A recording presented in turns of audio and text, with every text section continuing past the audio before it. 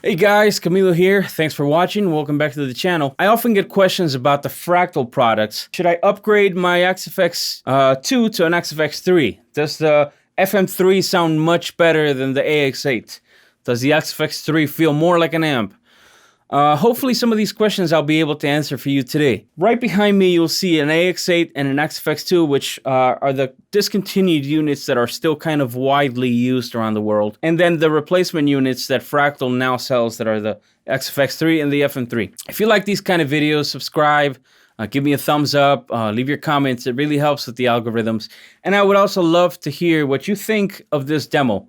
If you think that these sound the same or if they don't sound the same, feel free to scroll through the timeline in the description to skip around, because inevitably we are going to be talking a little bit about these units. Okay, so in an effort to give you the most neutral comparison, I must tell you that I am a Fractal artist, and Fractal didn't ask me to make this video, right? This isn't influenced in any way by any of their opinions. They didn't tell me what to say. I'm not getting sales commission. I didn't get a discount for any of these units. I paid full price for all of them. I waited on the waiting list just like everybody else. So everything that I tell you today, my opinions are completely based on my experience using these units.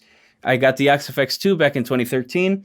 I got the AX8 back in 2016. I got the XFX3 back in 2018. And I got the FM3 this year. In order to do this in a fair way, I'm going to be using the same impulse response, and we're going to go to 3 of the amp families. I'm going to be using kind of like the Fender Blackface. Then we're going to go for the Voxy sound, which I will use a Morgan amp for. And then for the Marshall British sound, we'll use a Friedman. And I'm going to use the same exact amp block with the same exact settings through the same exact IR through all of these, so that we can really tell if these do sound different, and if they sound like an amp, and if they feel like an amp, and if they're for you.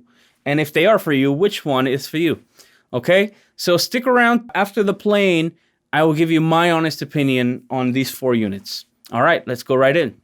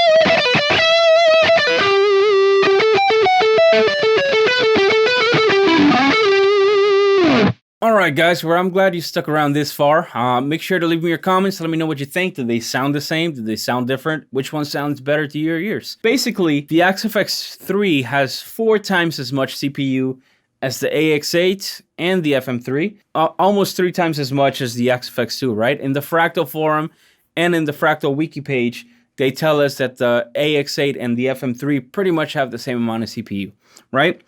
Another thing to keep in mind is that the newer units have more amps. They have 277 amp models, whereas the XFX2 has 266 and the AX8 has 263. Same thing with drive blocks. The XFX3 and the FM3 have 44 drive effects, whereas the AX8 and the XFX2 have 37. Same thing with delays. They have more delays. They have more reverbs. So I'll post some links in the description just so you can see it for yourself. Okay, so now I'm going to give you my honest opinion after using all of these units and knowing the system fairly well. Do they sound like an amp? To me, yes. Now, keep in mind they don't sound like an amp in the room. They sound like a mic'd amp, say, in a live room while you're sitting in a control room listening through monitors. Okay?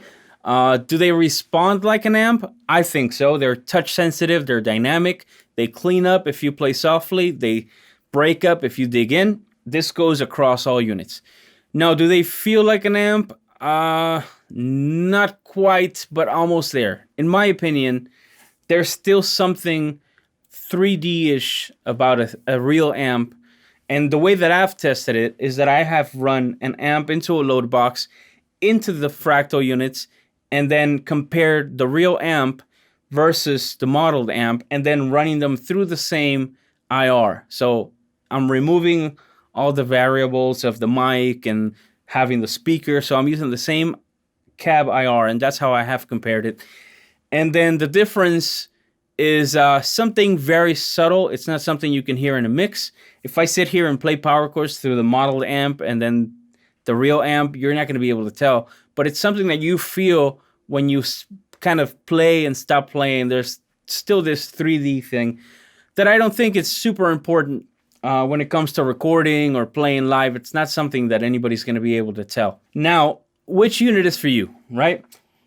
If budget is not an issue, I say hands down go for the XFX3 with the foot controller, right? Just the possibilities of routing and the extra CPU, it's so worth it. And if you don't think that you need all that CPU, trust me, you'll find a way to use it. Because I didn't think I needed it, and now I have all this crazy routing. So if budget is not an issue, go for this, right? If budget is an issue, and you're going to use it for studio, go for the XFX2. It's still a killer unit. You can still get pretty much any sound that you can think of. If you're trying to use it for live use, if you want to have a lot of foot switches, go for the AX8, right? I personally love the AX8 because I like to be able to step on 8 switches at the same time. I treat this like a pedal board. I don't really use the scenes, or I don't really switch presets. I just switch effects on and off. So for me, the AX8 is the perfect unit. If you're looking for something small that you can carry to gigs and you're more accustomed to using scenes and maybe presets, then this is a great unit to have. Now, I'm just saying that considering that I haven't had the chance to try this live yet because of COVID-19. So maybe my opinion will change when I get to play the FM3 live.